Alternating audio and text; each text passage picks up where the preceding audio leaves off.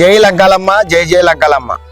గత 37 సంవత్సరాల కాంచి ఆ అమ్మ సేవలో మన ఏటిగట్టు మీద చిన్న గుళ్ళో చేస్తున్నామండి. పూర్వకాలం కాంచి ఆ అమ్మ గట్టు మీదకి వచ్చి ఆ అమ్మ దయ వల్ల గ్రామ ప్రజలు ఎంతో అద్భుతంగా, ఎంతో సుభిక్షంగా, సుఖ సంతోషాలతో, ఆనందాలతో రఘుదేవపురం గ్రామ ప్రజలు, అలాగే సీతానగరం, ఎలంపేట, లంకలో ఉన్న రైతులందరూ శుభ సంతోషాలతో, పాడి పంటలతో, సౌభాగ్యాలతో చల్లగా ఉన్నారు.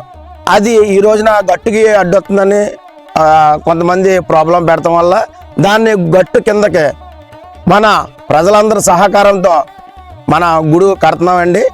కడితే కొంత డబ్బు అవసరం వచ్చింది. ఇంచుమించు 35 లక్షల కాంచి 40 లక్షల లోపల అవుతుందండి. ఇప్పుడు గట్టుకి సంబంధం లేకన్నా గట్టు వారంట అతి భారీ గుడి కట్టడం జరుగుతుంది. దయించి ప్రజలందరూ గమనించి ఆ అమ్మవారి గుడి కానుకలు ఇవ్వవలసిందిగా మరీ కోరి ప్రార్థిస్తున్నాం.